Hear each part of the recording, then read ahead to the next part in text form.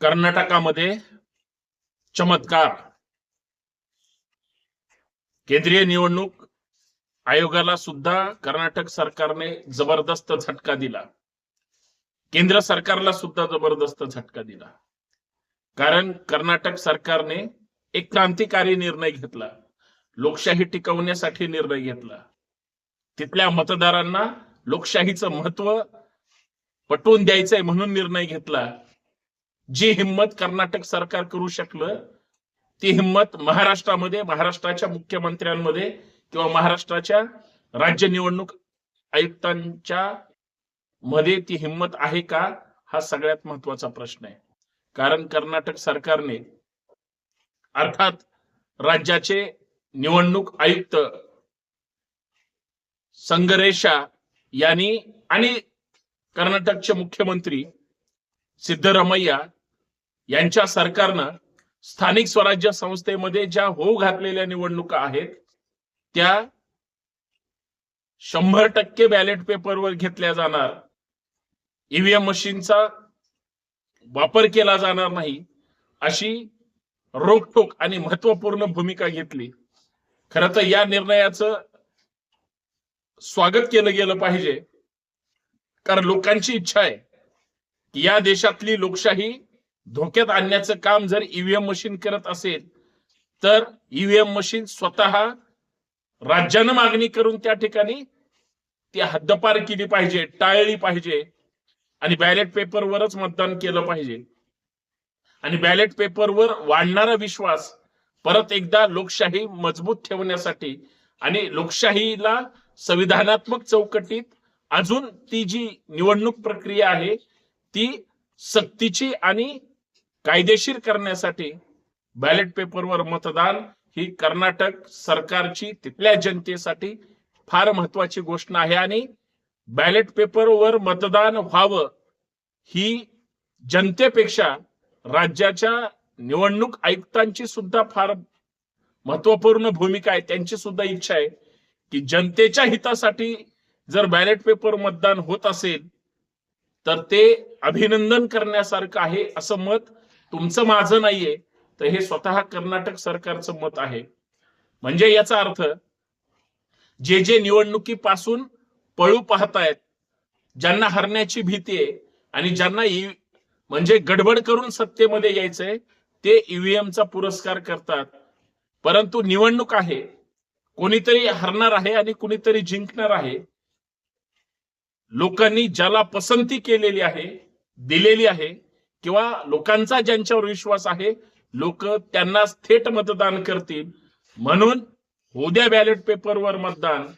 आमचं सरकार येऊ किंवा न येऊ, स्थानिक स्वराज्य संस्थेमध्ये सत्ताधारी जरी आम्ही असलो, आमची सत्ता येऊ किंवा न येऊ, पण लोकांच्या मनातली इच्छा काय आहे हे आम्हाला पाहायचंय, असं थेट राज्याचे कर्नाटकचे मुख्यमंत्री सिद्धरामय्या असतील किंवा निवडणूक आयुक्त ज्यांनी या बॅलेट पेपर मतदानाला पाठिंबा दिला.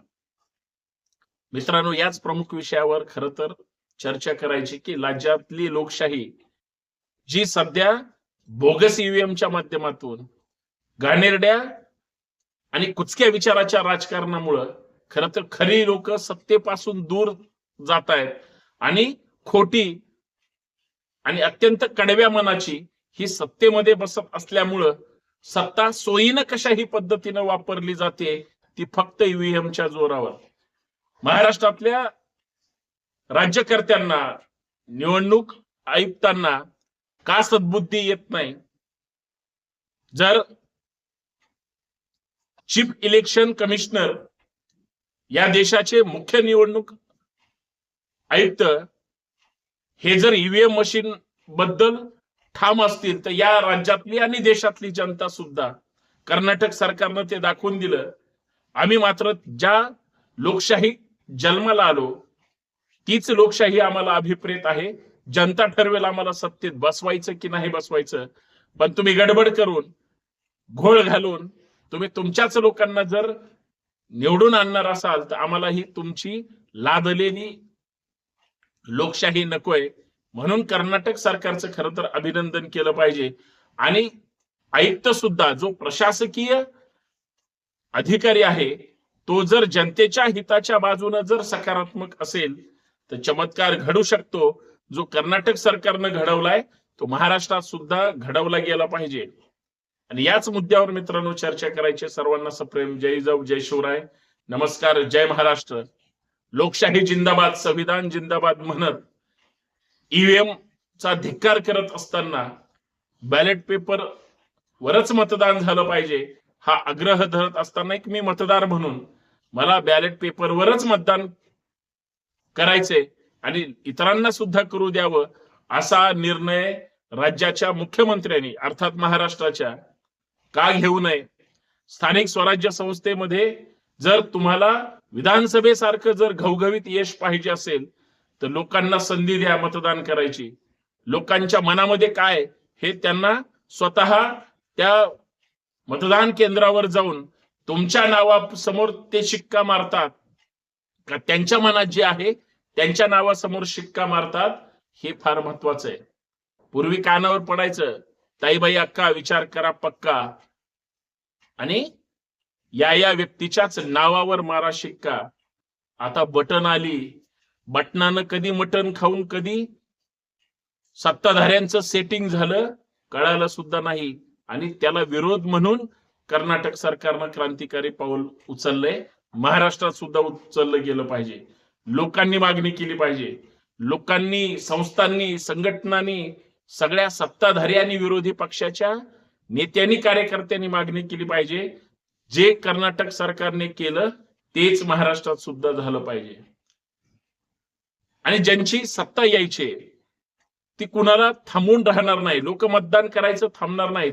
नाही आम्हाला ईव्हीएम मशीनच पाहिजे, बॅलेट पेपर नकोय असं कोणीही म्हणणार नाही.